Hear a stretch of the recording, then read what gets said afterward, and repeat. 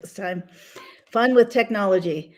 Okay, so I'm really excited, everybody, because I have with me Rafi Farber. I didn't know anything about Rafi Farber about a week and a half ago, maybe 2 weeks, but I've seen 2 videos of his and checked out some of his blogs and Twitter and other information, and he's cool. So I asked him to come on, and he is here.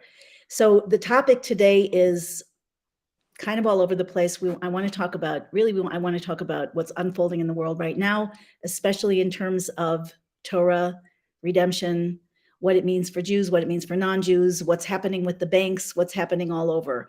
So, including in Israel. So I want to just start by, and sorry we lost our feed before. I hope people will be able to come back on. Anyway, so I did not used to know anything about money. It's not that I know so much right now, but I think about it a lot. I don't talk about it so much. In 1999, I first found out that the banks are lending money that they don't have at interest, and that was pretty interesting. And I bought a few gold coins at that time, which I then sold after my 2K. They were about $300 an ounce at the time. And then in 2007, it's really interesting because I saw Rafi on a show with Cliff High and Jean-Claude, Beyond Mystic, and then another show with Cliff High, another conversation with Cliff High. Cliff High has been saying things about Jews that I find to be not that educated.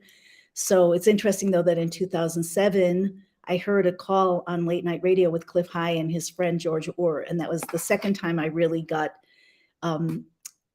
let's say, mind blown about money when they were talking about how the whole financial system's going to collapse. This was back in 2007. Of course, it did collapse in 2008, but it was saved at the last minute. And then again, somewhere around that same time, I watched Zeitgeist. Someone told me about Zeitgeist. And there I learned about the Federal Reserve, how it's not a federal agency at all. It's just a group of private banks. And again, I continued to be shocked and disconcerted. Now, nothing that I hear shocks me that much anymore. It's hard to believe anything. It's probably a good idea not to believe much. Anyway, so it's just interesting how the whole process happened. And I don't know where you want to start, Rafi. If you want to jump in, any place you want to jump in is fine with me. I guess the question that if I were talking to you privately, I would want to know more about, as non-practical as it is, I want to know more. Rafi's gone. I'm sure he's coming back soon. Sorry, you guys. Don't go anywhere. It's so strange. We're having so many tech issues with this platform that we've just begun. Okay. Hopefully hopefully he'll be back any minute, and I'll ask him the question. By the way, if you have questions, let me check the chat. If you have questions, let me know. Vanessa, you already know Rafi? I didn't know about Rafi at all until just now. Hi, Gila. Rafi, come back. There was a time when I first started broadcasting with guests, like back in 2010, where if something would happen, I would just freak out. But now it's just the order of the day. Let me see if he's emailed me. No. Okay, let me email him. Oh, I think I heard him coming back. Hi. Okay, that was your. Try this one more time. Yeah, no, I'm on with some people now. This time you disappeared into cyberspace. Okay, so wherever you want to start is just fine with me. I'm most curious. I'm most concerned about people preparing and understanding what's happening. I'm most personally, I don't know what the right word is, disturbed, pissed, curious, intrigued, mad, upset about the fact that bashing the Jews and pointing a finger at the Jews and the Jewish bankers and all this, which used to be like Nazi literature not that long ago, is PC. And it's like normal conversation for a lot of normal people. Okay. So how I approach that is, look, Cliff High, we have some overlap in terms of how we see money. But in terms of his whole Weltanschauung and the way he has like aliens involved there and Zeitgeist stuff, I'm not with him on any of that. and he knows that, and I know that about him. He knows that about me. Like we talk because we respect each other on what we agree on, and we're just like, okay, you believe that, and I'll believe this, and let's not touch on that. So, first of all, I want to correct something that you said, which you may have gotten from Cliff or his circles, that the Federal Reserve is a group of private banks. It isn't. It's not. It's a creature of Congress. It was started in 1913 by Congress, but from an act of Congress, the Federal Reserve Act. So a lot of people say it's a private bank, and there are private bankers that are extracting the wealth off, and it's not. They're not private. They're not public either. It's not federal. They also have shareholders that the shareholders of the Federal Reserve banks, but that's irrelevant. I mean, what they do is they institutionalize theft by leeching off the currency. Like if you want to give this a Jewish perspective, I can say two things about that. First of all, if you just ignore all the complicated sounding fractional reserve and all these terms that make people turn off forget about all of that. Just forget it. Okay. Just think about if you had the power to create the monetary unit that everybody uses and buy stuff for yourself, would you ever stop doing it? No, no, of course not. Because what you're doing is you add claims to something into the economy. Like money, I use the term money loosely. Like let's just say media of exchange that people use, right? It's a claim on something. What is it a claim on? It's a claim on all the goods in the economy, but it's not really. Like, so if you can just add that into the economy at no expense to yourself and take out whatever you want, you'll just keep pushing that button until everything falls over. So it's just a system of theft. That's all it is. It's just stealing. We have fancy words for it, fractional reserve, whatever, doesn't matter. Forget about that. The mitzvah of a king, which in my view of the Torah is reshus. You can have a king if you want. The Torah doesn't give you an imperative to place a king upon yourself, because there's a simple machlokas in Tanakh. Should we have a king? Should we not have a king? Obviously, Shmuel in the book of Shmuel was very against this, and the book of Shoftim seemed to be more for it. So you can't say that having a king is an obvious position, but the obvious restriction on a king is kesef v'zahav l'yarpeh. You should not have a lot of gold and silver. So this isn't a sanctioned kal v'chomer in Chazal or anything, but if the king is not allowed to have too much gold and silver, kal v'chomer is not allowed to have a printing press where you can extract money through printing from the society. Okay, that should be totally usher, and it is totally usher. You should not. That's a recipe for just collapse. So what is collapse? Hang on one second, Rafi. Just be aware they're Jews here and Torah-based Jews and not also. Okay. So yeah. Okay, so I'll translate as I talk, right? Yeah. Cool. So a fortiori, if a king is not allowed to have gold and silver, too much gold and silver, he's definitely not allowed to have a printing press where you can extract the value of that gold and silver from people. So if you look at there's the very first it's a comprehensive Jewish philosophical work as a treatise that was ever written was Emunot V'Deot, or it's called Beliefs and Opinions by Rav Saadia Gaon. He was about maybe 1300 years ago. So that was the first Jewish philosophical treatise. So he asked the very basic question, like, why can't you steal? Why does the Torah say you can't steal? Well, I like stealing. Why can't I steal things? Well, the answer is because if you steal things and that's allowed, and you're like, the Torah says, okay, fine, steal whatever you want, then everyone's going to steal everything, and then what happens is nobody produces anything, and then everybody starves to death and dies. That's what happens. Maybe with a little war in between. Yeah, there's war. Stealing is war, because you're stealing, so someone's going to defend himself from your stealing. That's a war, okay? War on a small scale. But that's what happened in the Soviet Union, right? They said the government's allowed to steal everything, so then everybody stopped doing anything, and then everybody died. Just the very simplistic view of what happened. That's exactly what happened there. So what's happening now in the world is basically that, right? Except through the mechanism of something called inflation, where governments and their tools, the central banks, be they private, public, whatever, doesn't make a difference. They have a monopoly over the issuance of currency.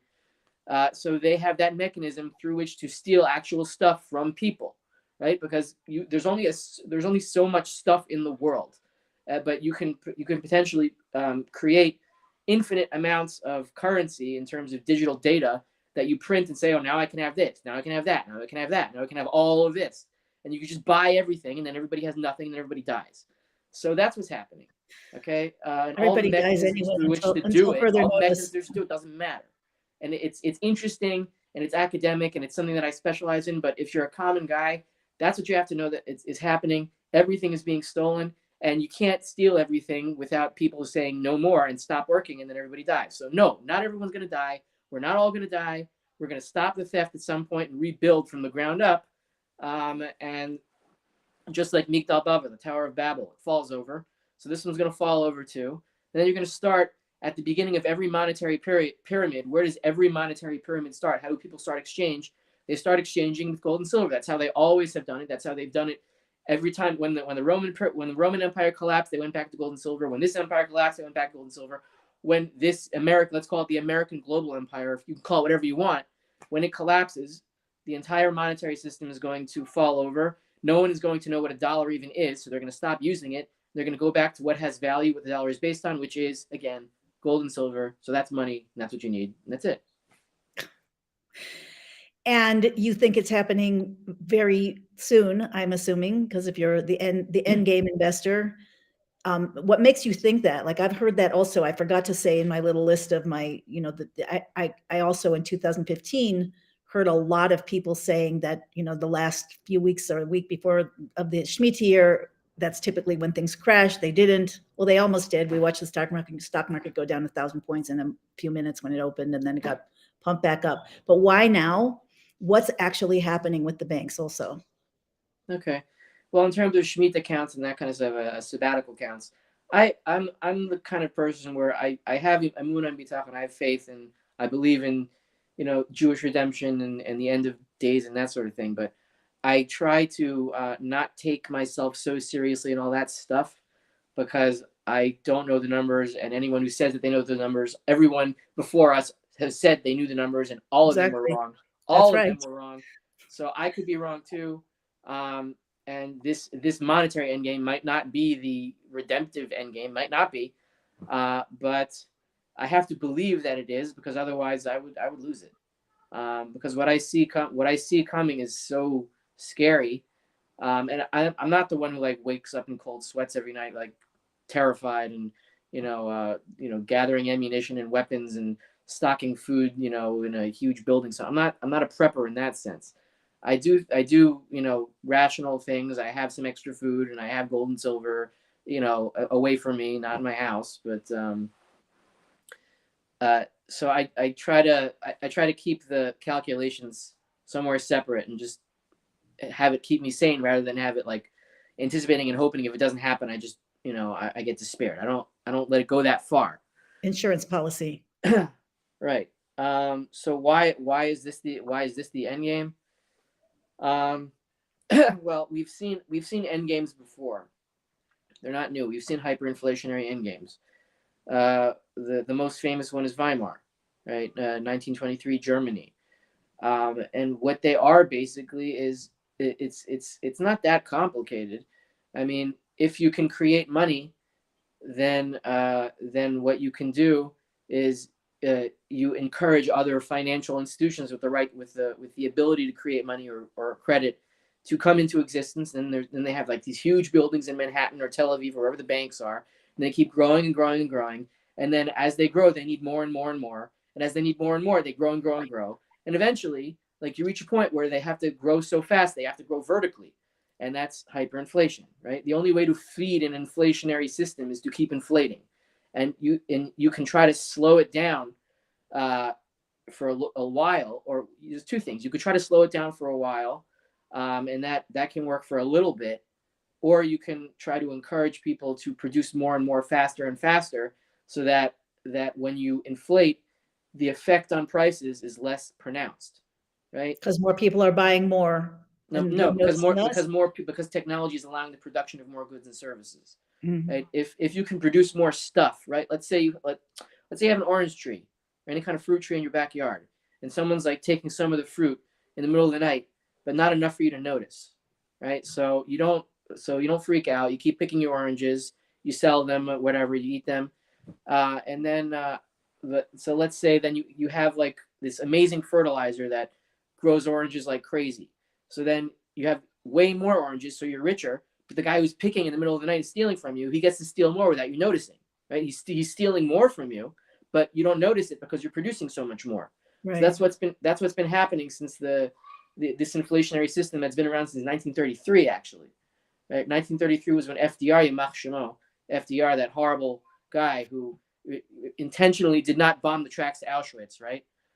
This is a horrible, horrible man, and he started the theft of the monetary system. He basically confiscated all of the gold, which means all of the real money in the system, so he could put it in Fort Knox and start inflating off of that pyramidal base.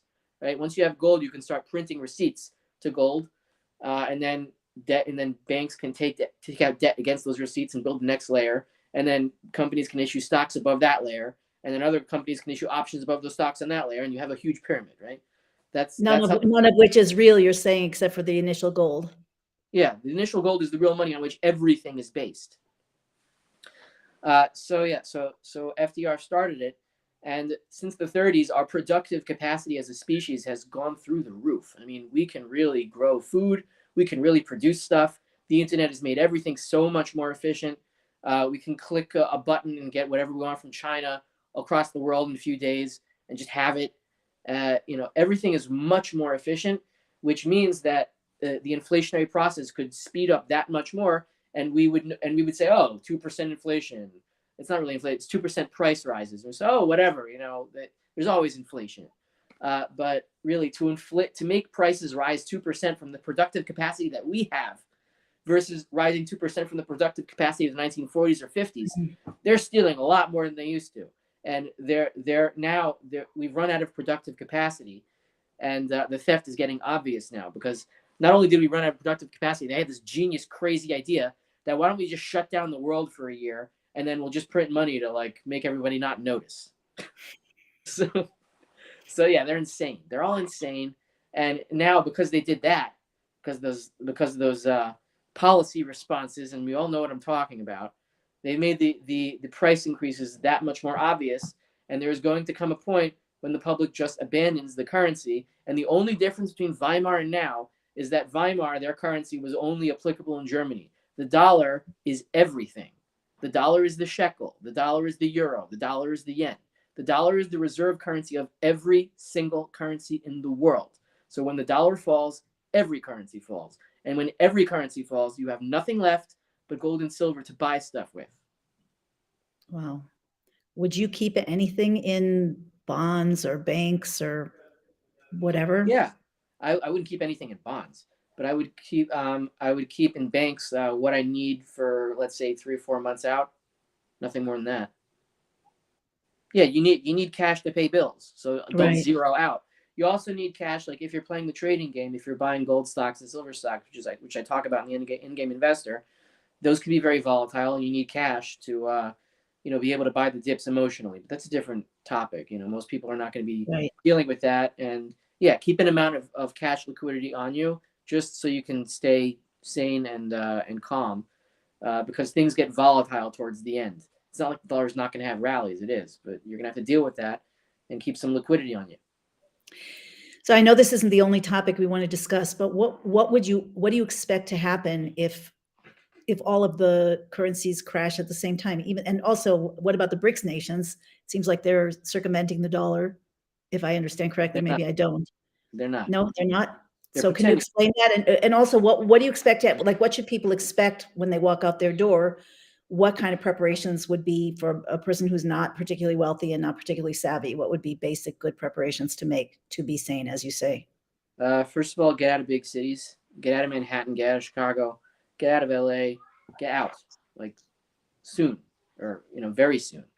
You're not going to want to be in a city where everyone depends on dollars and there's no farmland anywhere around you, and there's just crowds of people and nothing's functioning. You're not going to want to be stuck in these places. So get out.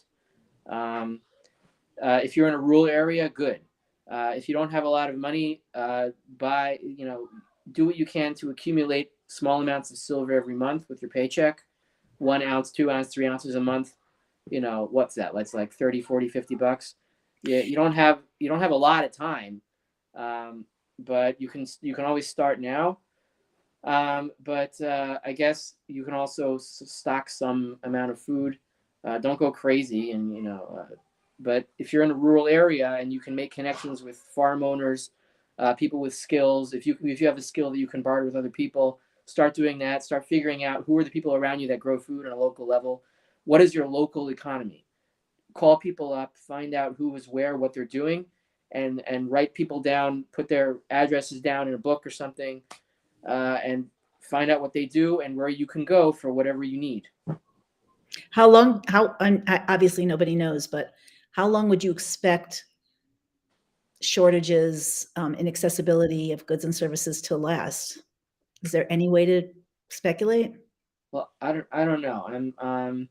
It depends. If we're talking about a complete and utter collapse and the dollar going to zero, then that would be better, because then the core of the government's power is its ability to extract wealth through the dollar. So if they have no ability to do that, then they can't interfere as much, and then reorganizing will be much quicker. It'll be much more painful for people at the top, but it shouldn't take more than a year or two. But if in a let's say a Great Depression scenario, FDR comes in and says, no, we're not going to let this liquidation happen, and we're going to start all these government programs and spend all this money, then it could last 10, 20 years. I don't expect that to happen, because I expect the government to be out of power by the time the dollar is completely destroyed. In the Great Depression, the dollar wasn't destroyed. It was actually strengthened, because right, they were still on a gold standard, and all the inflation went away, and what you were left with was most of the gold value, which FDR then stole, and with that money was able to do all of his crazy crap.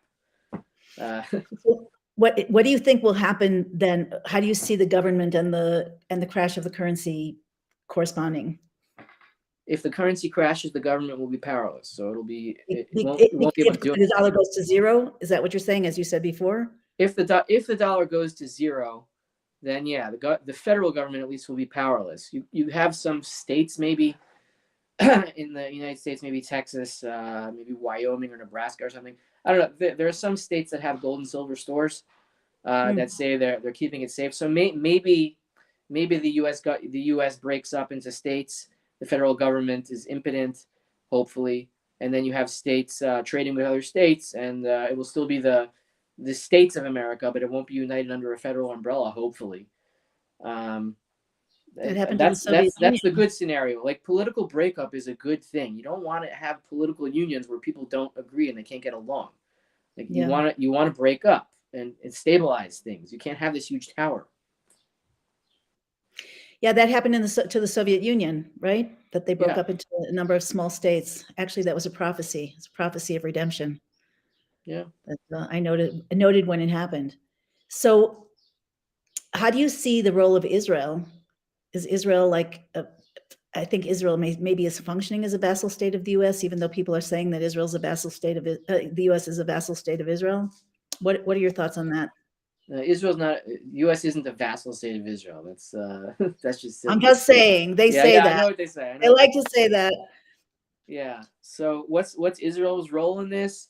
The Jews' role is always, we're supposed to be a moral compass, and we're going to be a moral compass whether we are moral or not, because people look to us as a moral compass, and the best proof of that is that who do Christians worship? Who is their God? They worship a dead Jewish guy. That's what they do. So the fact that they're looking to you, even though they say you're irrelevant, they don't like Israel, they worship us. That's what they literally do. And so when we say, oh, why are they looking at us? Why are they treating us this and that? Because we're failing. That's why. They're like, you are supposed to tell us what to do, and you are acting like a bunch of twats. Whatever you want to call us. And we are. Agree with this. Look what we've done. It's horrible. So when people look at us and they start hating us and they start accusing us of this and that, what they're doing is picking out Jews here and there that have something to do with the bad part of the system. And I could name a lot of them, right? Rochelle Walensky, CDC, Albert Bourla, Pfizer. There's some, who was that Nina Jankowicz person who was part of the disinformation czar who was singing Mary Poppins on YouTube. It was disgusting. I missed that one. Okay, well, there's Jews all over the place. There are a number of names, but then some of them I hear are not. I mean, the famous Rothschild. Some of them I hear are not actually even Jewish, and some of them certainly don't act Jewish. They persecuted Jews more than anyone else. Yeah. It's gotten to the point where if somebody's not Jewish, I mean, there are plenty of people who are not Jewish who are fighting for the dark side, but Yeah. now Okay. we So hear that look, they're being run by Jews. There are some. there's a lot of Jews that have done a lot of bad, and I can't deny that. Now, what I can deny and what I do deny is that they're a part of some organized dark side force called the Khazarian Mafia, and they have this plan to take over the. They don't. Okay, that doesn't exist. There's no Khazarian Mafia. There's what there is there's a lot of people that are Jews. Maybe they're actually Jews. Maybe they're not actually. I don't whatever. I don't know. I'm assuming they're Jews, and they're really good at getting ahead, just like Jews often are. You know, whether they're good or bad, and they're really good at getting ahead of these really corrupt systems. And now they're in charge of them. Now they're messing everything up, and they're all out. They're all selfish. They're not interacting with each other so much. They're all like you could say politics interacting, and they have like they seem to interact, but they're just trying to climb all over each other. That's what they're doing.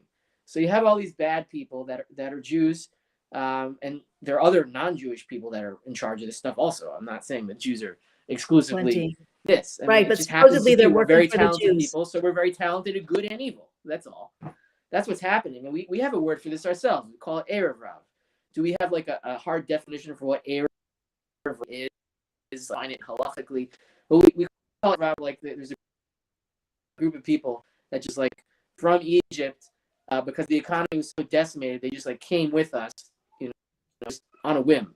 Whoever they were, we don't really know. And the Torah doesn't really they're supposed to be responsible for most of the problems that happen afterwards. All these people, Erev Rav, we call them Jews, but it's the set like our concept of Erev Rav, right? This mixed multitude of people that are with us and we don't know what to do with them. You could call that Khazarian Mafia if you want. It's just some amorphous term we use for people we don't like. That's what's happening. So as long as Israel is a negative example of immorality, which it definitely was during this whole tyrannical last 3 years since 2020, definitely led the world in the exact wrong direction. So the people are angry at Jews and angry at Israel. Good. That means we're still occupying our space and they're still looking to us so that when this Zionist government collapses, maybe we can build something that's a little bit more moral and finally be a good example to the world, which is what we're supposed to be doing. I mean, it doesn't only depend on the government of Israel, but do you assume that that government will also collapse if the U.S. government collapses because the dollar collapses? Israel will go down with it? Absolutely. Yes. And what do you Israel's think going. it will? Israel. What do I think it will look like? Yeah. I don't know what it's going to look like. I hope it's going to be. I mean, we've been through these things before. We've been through the collapse of Israel twice before. When? Oh, You you know, know, the back then. destruction of Back in the day. the destruction of the first temple where we almost didn't make it, destruction of the Okay. second temple, Bar Kokhba. We got through all that stuff. It was like, you know, the destruction of the second temple. A third of us were murdered by Rome, but somehow we made it through. So that was like a Holocaust. I mean, people call the Holocaust unique. I mean, I guess it was for modern times, but it's not like a third of us haven't been murdered before. It wasn't the We've time been of through that. redemption, though, and that to me that makes a huge difference. If we that it is not the time for us to be in exile anymore. We just have the exile inside of ourselves. I mean, that's Look, my thought. That's my opinion. Look, I have reasons to be optimistic that this will be it, and like I'm not saying like, you know, redemption is going to be a cakewalk. It's not. Many people are not going to survive this.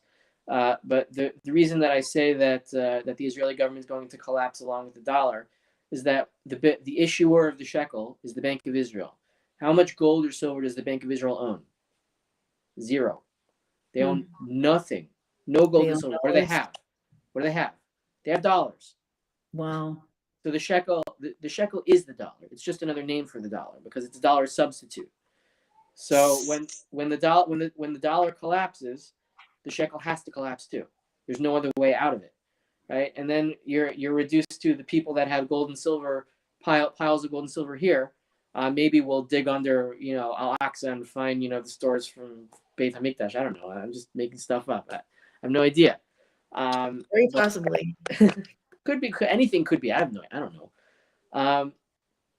So yeah, the government here will collapse, and what I'm seeing now with this sort of civil war fight between the Knesset, the Israeli parliament on one side, and the Supreme Court on the other side, right? The Knesset wants to cancel out the Supreme Court's ability to nominate itself, basically, which makes sense. And Yes. the Supreme Court wants to knock down that law if it passes, which also makes sense. They're trying to preserve their power. Like they're playing peekaboo with who really is in charge of this country, and we're gonna find out soon by who puts what tanks, surrounding what institution. And my feeling is like, let them duke it out. I don't want anyone to get hurt. I'm not rooting for any violence. Chas v'shalom. No, I don't want anyone to get hurt or killed. But I view both sides of this argument, right? The Knesset and the court, they're both evil. All of them. Everything they do. There's no good side here. Because what did the Knesset do? It locked us all down. It pushed stuff into our bodies we didn't want. It threatened people, and it lied. It lied. It lied about it was disgusting. Everything. And the court said, "Oh, you want to pass that law? Fine, sure, whatever. We'll be on the same page with you on that." Okay, fine. So now you're both evil. So go fight yourselves and see what happens. That's my feeling. Like I don't think that if the government collapses because the Knesset and the court can't decide who's really in charge, everyone's going to start eating each other tomorrow. I'm not that. I don't believe that. Like I have more important things to worry about. Yeah. Right. No, it's a nice. This is a place that I have observed is terrible in the day-to-day in terms of like convenience, infrastructure, bureaucracy. But when it comes to an authentic crisis, people do tend to get together. It's like it is like there's so many examples of a family feeling and people taking care of each other. Plus, I think there's a well right down below my house. I'm in spot. I'm on this level, and right down below me where I can look. I think there are a lot of wells around here, which should be nice. Okay, so what I say on a positive note is that look, when the material that keeps the West together is basically its currencies. Like you that you can give somebody some amount of currency and they'll give you what you need, basically, and so there's no need to kill them, right? That's basically why society functions. So when this no longer works, people are going to be shocked, and they're going to have to go back a step to some other cultural basis, cultural grounding to say, okay, where did I come from, and what values do I have now that things aren't working, right? And for America, it's going to be very hard to go back to their Judeo-Christian roots, and like I don't know, for Christians, I guess their come to Jesus movement. There's so many Goyim, non-Jews in America that have no Judeo-Christian background at all anymore because they've lost it. So what are they going to go back to? They're not going to suddenly rediscover the New Testament or anything and then discover, oh, let's turn the other cheek and be nice to each other. That might happen in some church communities, but as the United States as a whole, it's not happening, right? There's going to be some civil war and real bloodshed going on in the big cities, which is like, get out. The big cities are very dumbed down. Yeah, if you look they're not religious. They don't have any divine God values or anything. So a lot of the Black Friday movies. What? The Black Friday videos. Yeah. The Black Friday videos give you, but there are so many people. I don't know if you see the same thing, but I see on all kinds of social media, and I mean not even including people I know, that a lot of people are talking about God. A lot of people are thinking about the future, how to help others. So good. I don't think it's going to be people you want to be around. What? Good. Those are the people you want to be around.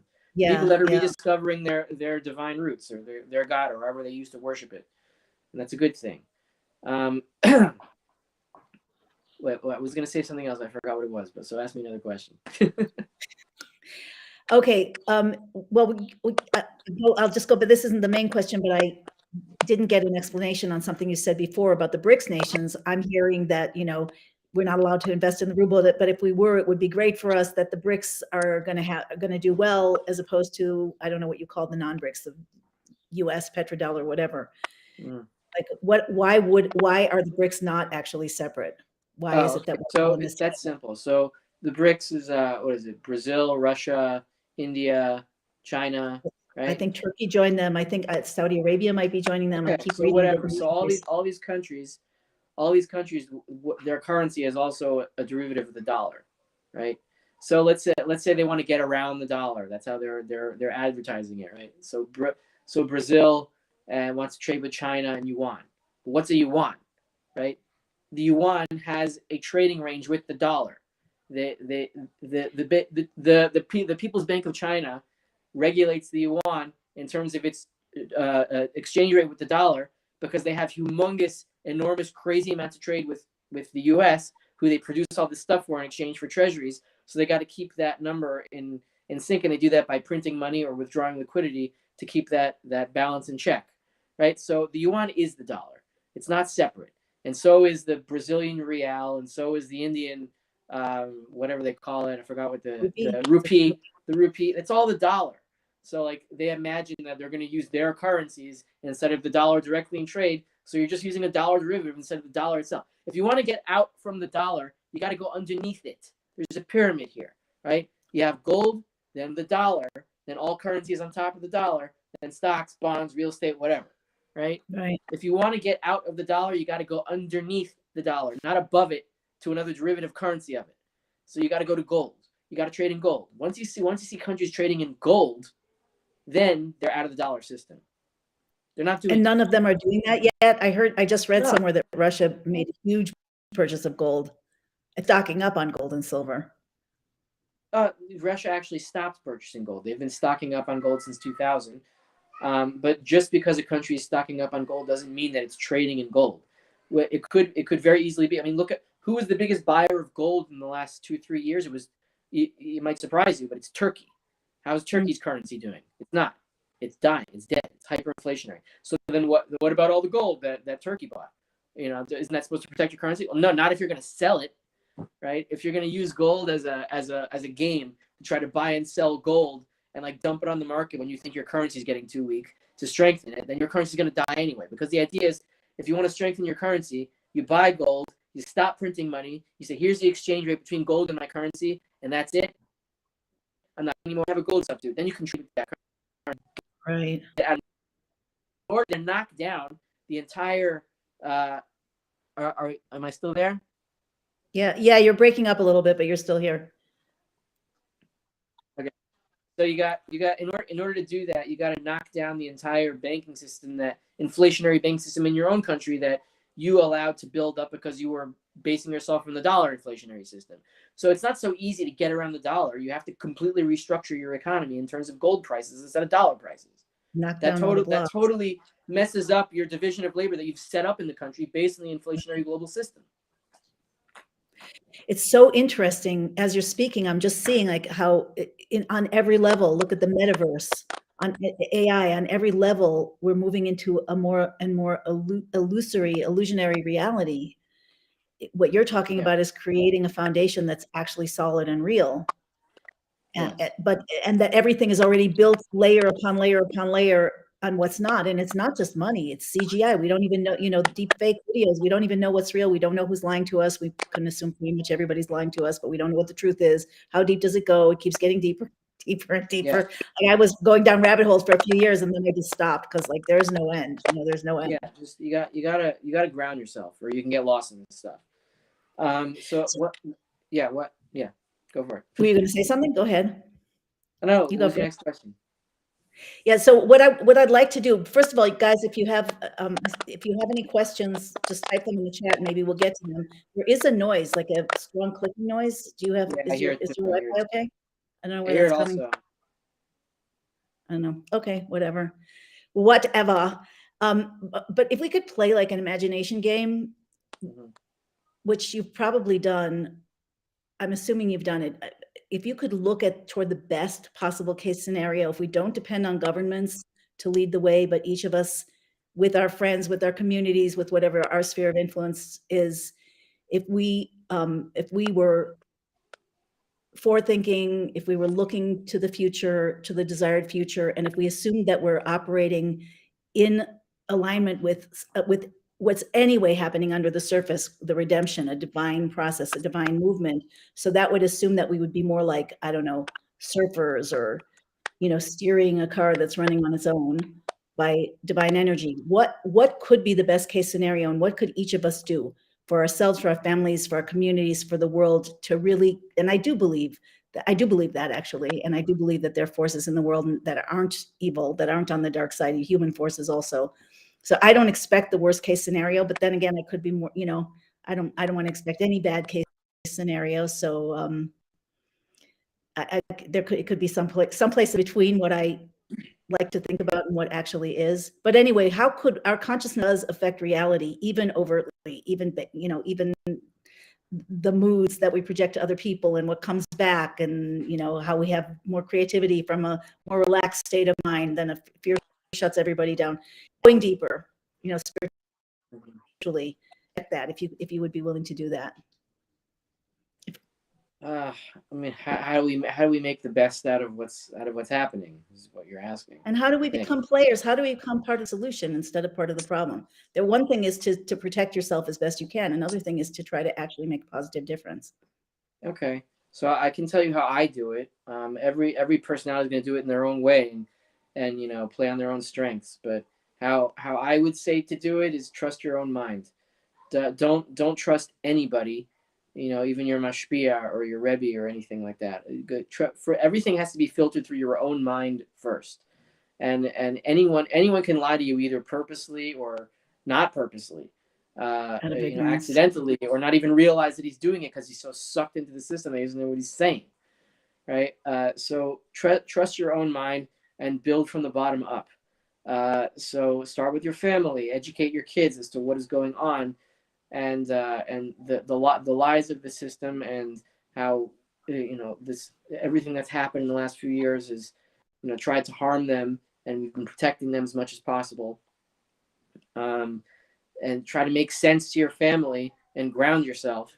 And at the same time, like, we can't building stories in our head as to what's going to happen. I don't think is that helpful. I think there's two things, like ground your immediate surroundings, and then try to ground a little bit outside yourself by, again, finding the people who you connect with. Like, I've found so many people. You're talking about the evil in the world that we all discovered, and I've lost connections with a lot of people who I thought were reasonable, and turned out they weren't at all, because in times of pressure they totally turned totalitarian and had very unreasonable demands on me that I refused to comply with, and I let them know that. So I cut those relationships out, and I found people who who are much more reasonable and circumspect, and understood that what was going on is not the truth.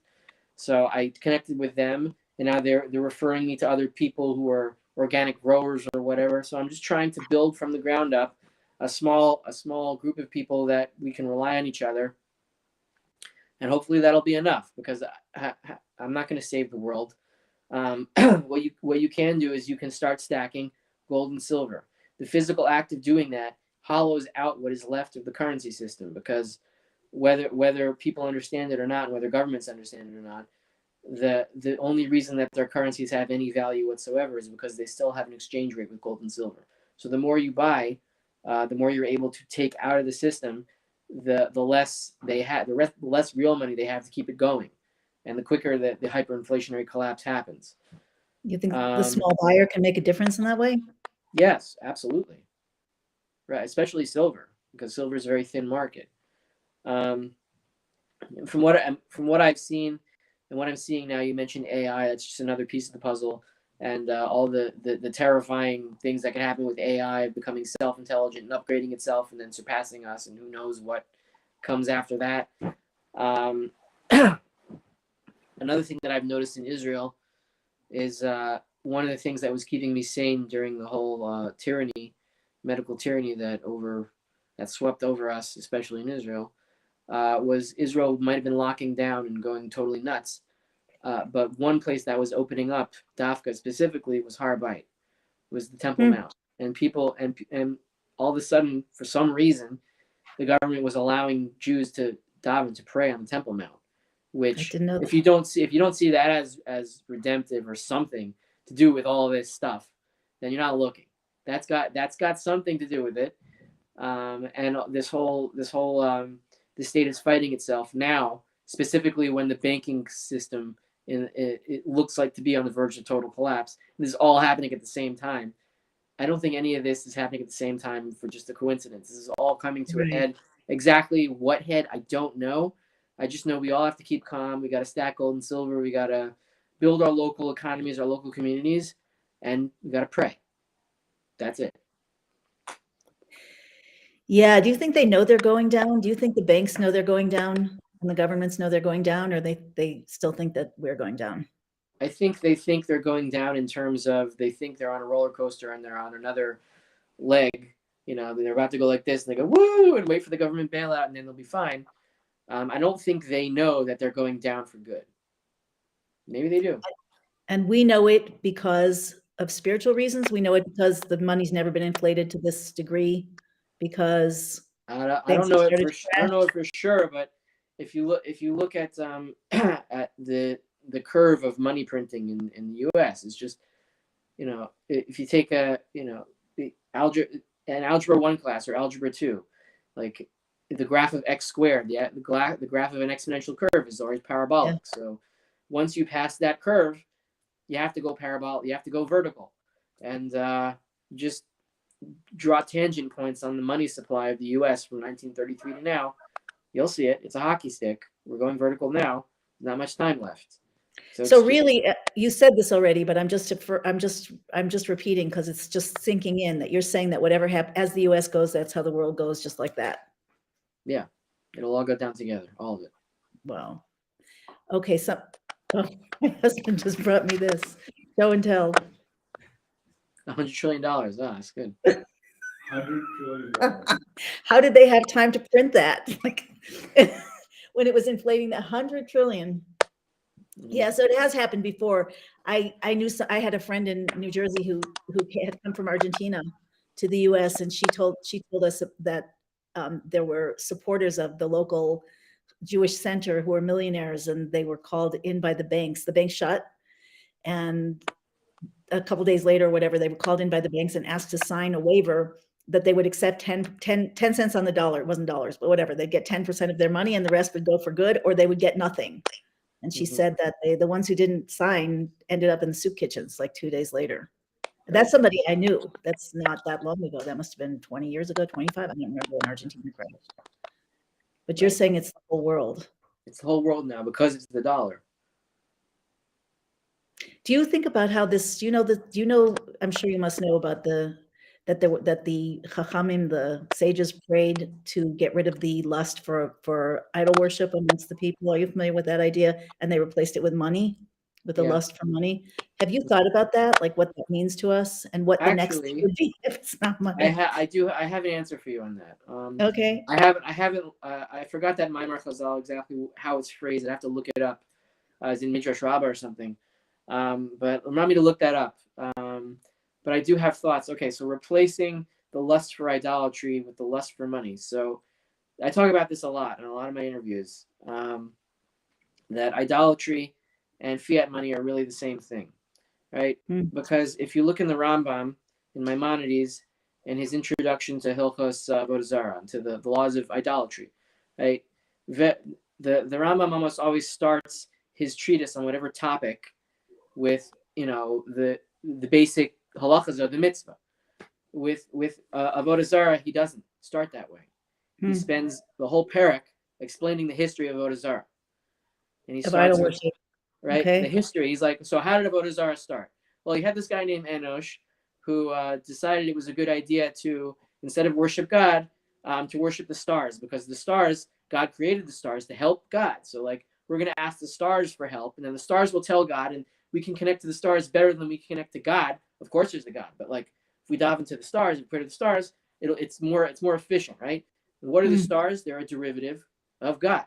So, and then somebody said, then down the chain, the Rambam says, okay, then somebody said, well, the stars are too far away. So what do you got to do? Let's make a statue of the star. We'll put it in this temple, and we'll bow down to that statue, and the star will see, oh look, he's bowing down to our statue. And then the star will say, hey, look, God, he's bowing down to our statue. Go help that guy, grow his crops or whatever. So it's another derivative layer, right? So you notice the Avodah Zarah layers start from the ultimate spirituality, which is God himself, goes to stars, which are physical, but you could imagine that they're spiritual if you don't understand what they actually are, like balls of hydrogen or whatever. You could imagine that they're spiritual beings, which a lot of the Rishonim actually did think that they were They have their own consciousness. Yeah. intelligence. Right. The Right? They Rambam don't says so. actually have their own intelligence. They're just balls of hydrogen, but you could imagine that they are spiritual. And then it gets even more physical, right? Into the statue, and then going into a temple. So the guy who invented the statue of the star to respect the star, to ask God to pray for his crops, for his crops to grow, you could imagine that he would have an idea that this idol is connected to the one true God. Maybe he has an idea.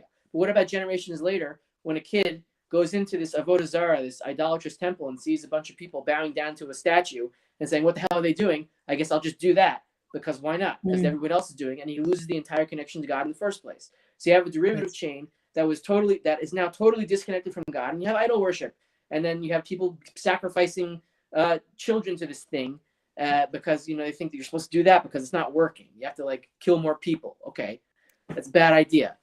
So then what is fiat money? Right? You start with gold, and then somebody says, this gold's too heavy. Let's put it in a basement somewhere, and I'll give you a receipt for it. We'll call it $1. And what is that? It's a piece of paper. It's still physical, but it's a lot less physical than the gold itself.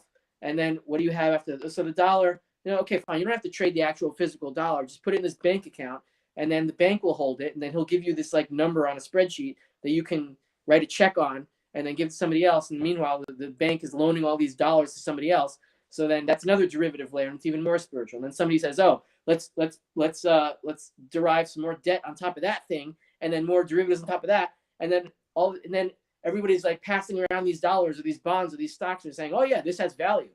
But why does it have value? Because it starts with gold. And then they're like, "What are you talking about, gold? Gold has nothing to do with this. Gold is just a stupid doorstop relic, a piece of metal that nobody can use." Yeah, but it's where all the value of this all other stuff comes from. It's a derivative layer. So replacing idolatry with money, they're saying, yeah, the derivative. You could say, I'm not saying they're saying this, but I could reinterpret it as they're saying a derivative chain which led to idolatry from God all the way to idols is the opposite in money, leading from gold physical to Bitcoin spiritual, right? And now everyone's, "Oh, look, Bitcoin's money." Sure, yeah, Bitcoin. What the hell is a Bitcoin? Well, that answers somebody's question. Where does crypto fit in your pyramid? Crypto is the ultimate monetary idolatry, is what it is. It is true that it's not anything. On the other hand, I just realized as you're speaking for the first time ever that derivative means a representation of something. Yes. Yeah. So it's a hall of mirrors, a mirror mirroring that. Yeah. But if people do agree at the end of the day, if at the top of the pyramid, you agree that you're going to just make up your own agreement, then that could count for something. That's not possible. So? It's not logically possible. You can't just agree. You only agree because you're on a layer of a pyramid that is being supported by everything underneath it, but you don't realize what you're stepping on, right? You only agree because the reason that you would agree on something is that because the day before it seemed to work, right? You would agree to trade something in Bitcoin today because yesterday it quoted a value of $27,000. You have a general idea of what you can buy with $27,000, right? You have an idea. But what if you didn't have an idea of what you could buy with $27,000 because the value of the dollar was collapsing? Then what is a Bitcoin? What are you going to agree on? There's nothing to agree on because the whole pyramid's falling over. Right. It would have to be a reserve currency-ish on its own, I guess. No. It wouldn't have to be a reserve currency because a currency is based, medium of exchange. A solid medium. Sorry. It has to be exchangeable for gold, is what it has to be. But if you have just to simplify it, if you have gold and then the dollar and then Bitcoin, which is what you have, it's three layers: gold, dollar, Bitcoin. Then if you cut out the middle of that chain and the dollar could no longer purchase anything, then even if Bitcoin is worth $100 trillion, like that bill. No, I understand. What can you buy with it? Right. I understand that, but what I'm like Robert Kiyosaki says, gold and silver are God's money. Bitcoin is the people's money. So, okay, can you explain a little bit why it's wrong? Because it sort of makes what you're saying completely makes sense, except that I wonder why gold and silver specifically, other than that they're God's money, they were used in the temple, they're physical. Okay, so other than that, I don't know why. So I'll try to explain that logically. All right. So other than being a catchy phrase, "Oh, gold and silver are God's money, Bitcoin is the people's money." It sounds great. It sounds like, where's the logic? Like, what makes Bitcoin the people's money? Just because you can exchange a code with each other on a computer means it's money. It's just an Excel spreadsheet. Right? There's no difference between that and, you know, wiring somebody an ACH dollar payment, except that banks control that and people, and there's no banks involved. But so what? It doesn't mean it has any value, right? It's the value of Bitcoin is still dependent on the dollars that the banks are transferring to each other. So why the question I was trying to answer, I'm trying to get back in my head, is why, remind me, what was the question again? About cryptos? Or you Yeah. just went into cryptos. You were talking about the pile of derivatives and how the idol worship has one pile of derivatives that sort of corresponds to the Yeah, I know money. that I said I was going to explain something logically why it can't be the people's money. Oh, why Bitcoin can't be the people's money? I mean, I think the idea is that Bitcoin will form its own, that it will become its own agreed upon human decided principle of value. So the answer to that is that, okay, you can't have spontaneous agreement between people to establish a currency, right? So organic transactions, they start from a monetary system, the monetary system that humans evolved, right, from the beginning of economic transactions in human history. It's the same monetary system as now.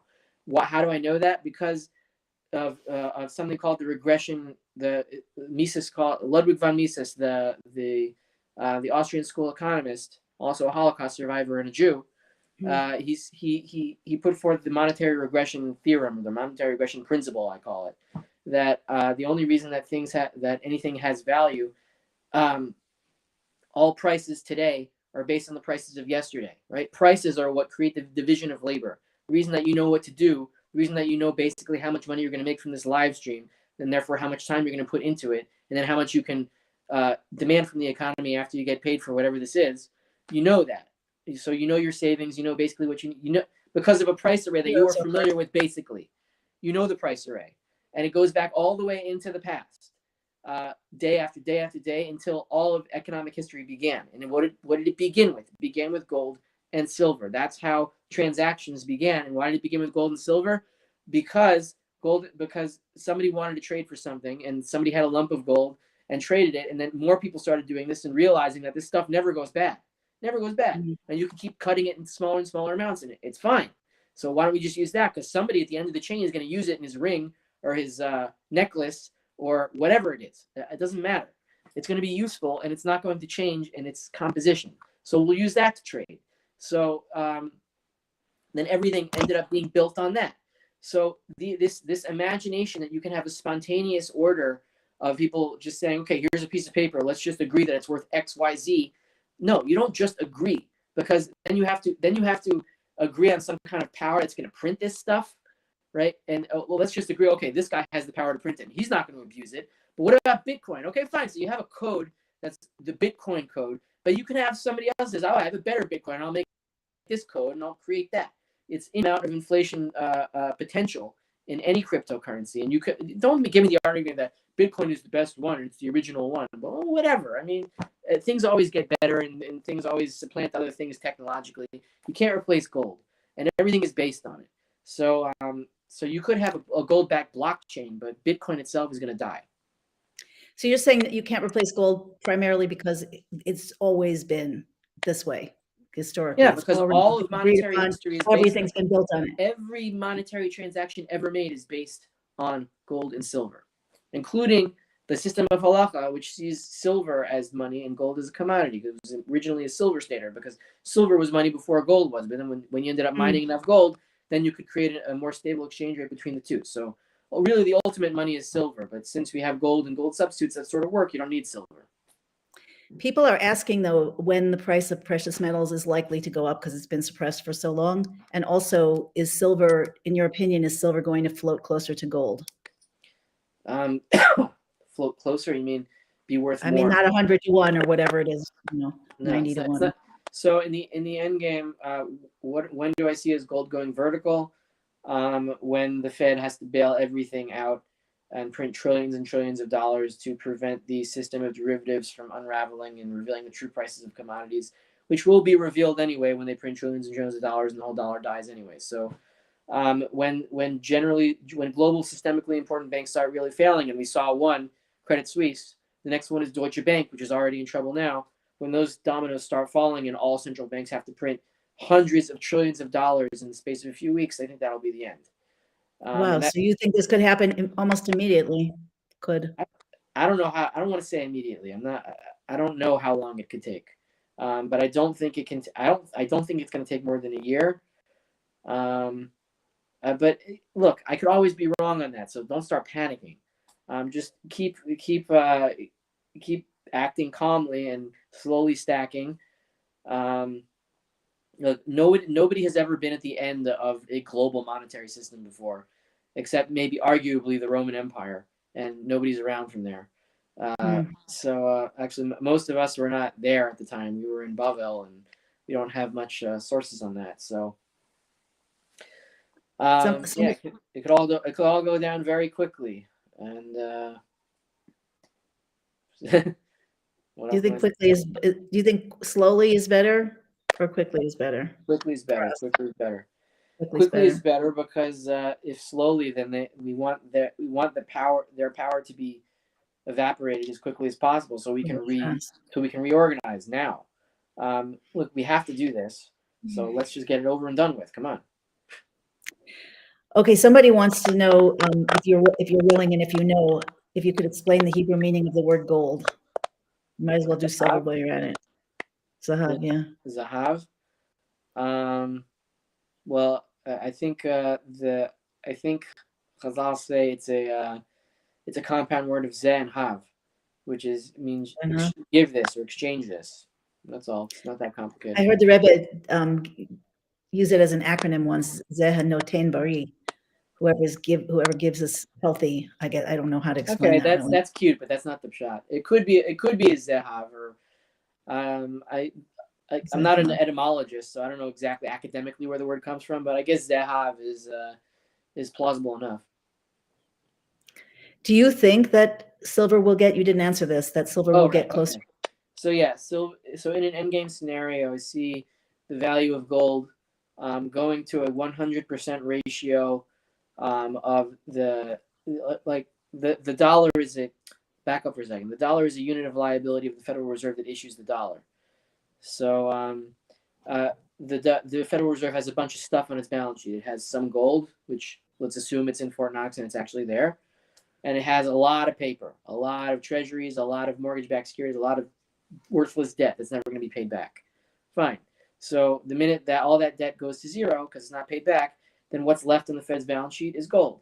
So then the value of that gold has to rise in order to compensate for all the loss of value of the paper. And then, oh my gosh. And then gold goes to like something like $50,000, $60,000, $70,000 an ounce. At that time, when gold is reaching that 100% ratio, with the amount of liabilities on the Fed. You just froze, Rafi. Or was it me? No, Rafi's gone.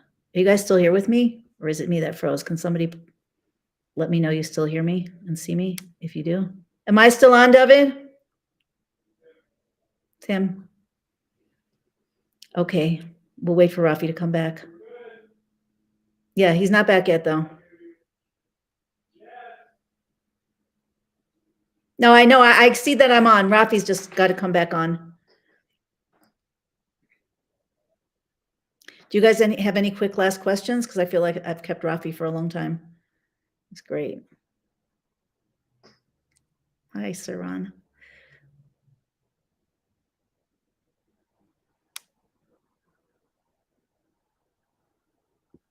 Let me see if he's emailing me. Nope, not yet. Oh, look, I have an email in my email box from somebody else. Central banks must now hyperinflate and you will pay for it. This definitely makes it easier to understand. Giving charity has a great spiritual value. Yeah. Here's Rafi. Okay, so you fell off. I know I've kept you for a long time. Do you have time for another question or two? I don't know if you'll want to answer them or not, but. So let's do one more, and then So a question here is a question. I mean, a question here. I don't know if you must be familiar with the terms, but I don't know if you take them seriously or not. But people are asking if Nisara, Jasara, what is it and if it's real? I have no idea what that is. Okay. All right. Okay, I'm just looking to see if there's, what's Rafi's background? We'll use that as the last one. And how people can get hold of you and what you can do for them, besides what you've already done. So my background, it depends how far you want to go. Oh, and you didn't answer about silver. Can Oh. silver rise to be closer to the price of gold? Yes. So I was saying that gold is going to go to 100% ratio, whatever that is with the Fed's balance sheet, and silver in a monetary crisis will go to 15 to 1, around 15, 16 to 1, which is the historical monetary ratio with gold. When it does hit that, you should use it. Because it'll go down again when things reorganize? Yeah, because it's not going to stay that way. People are not going to use silver coins for that long. They'll only use it in a monetary crisis. And then they'll go back to gold derivatives instead, eventually. How would you use it? Just chipping off a little piece and giving it to your grocer if he has anything? What do you mean? You have a silver coin, use it to buy things. Just like in the olden days in the cowboy movies when they bit the coin? Take the coin out of your take pocket, put yours. it on the table, buy some food. That's all. Wow, really interesting. Okay, now your background. And do you actually think it will go up to 50? I think you said 50 or 70,000. I mean, if it has to actually replace all the debt, then it has to for a short time. Yes. But then should you be selling gold also? Using gold also? Selling gold for what? You should be buying things with gold.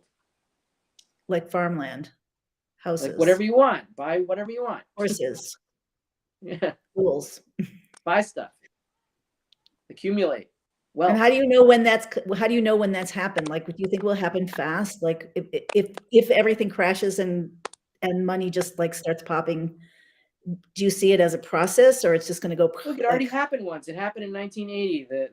In 1980, gold went to $850 an ounce, and that backed the Fed's liabilities by about 130%. That was a little bit high. That showed you that was the end of it. And then the dollar recovered from there because interest rates were high enough and the debt wasn't so big. So that on the fumes of that tank, we're still driving. So it happened. It happened in 1980. It's going to happen again. So you're saying, can gold really go up to 70,000? Yeah, it can. Just like in 1980, it went up to 850, which is the same thing. So the ratio of the debt now and then is that much? It's that high? It's over 70, 80 times more? At least the Fed's balance sheet, yeah. Wow. And what if they have, as I've heard they do, a U.S. note ready to roll out? So they'll replace based on what? Perhaps backed by gold at their whatever they value it at. I don't know. I haven't been. That's just the dollar again. That's just the dollar again. It's a dollar, but haven't they replaced every fiat currency with the new fiat currency and just revalued it compared to gold? Okay, so if they do that, then their entire banking systems collapse. Good for them. Let them do it. Interesting times. Okay, your background and how people can know more about you and what you do. My background, excuse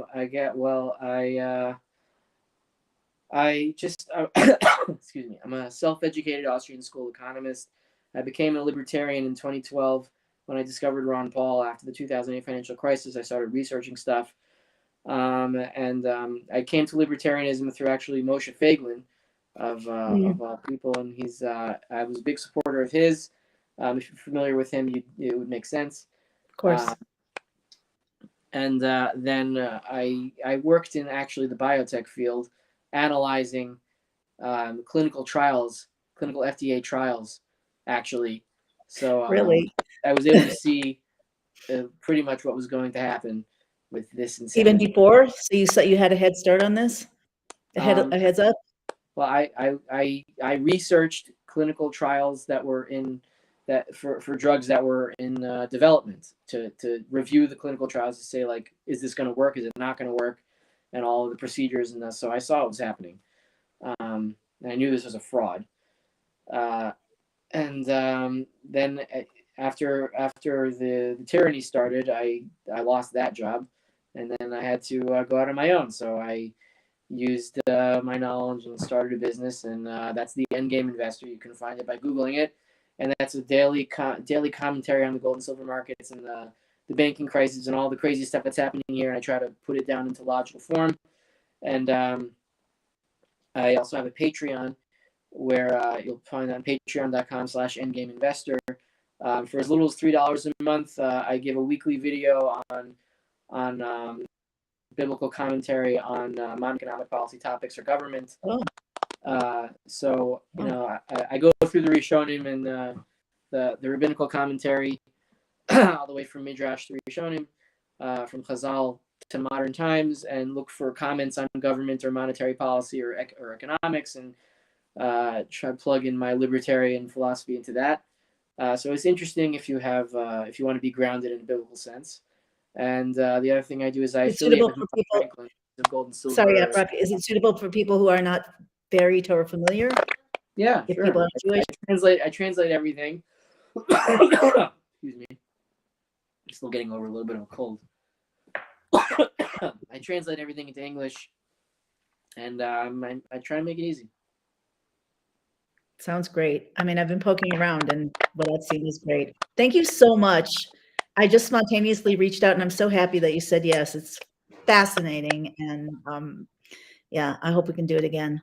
Okay, well, good. Give me your contact info next time in the spot. I'll look you up. Okay, super. Take care, everybody. See you tomorrow. Bye-bye.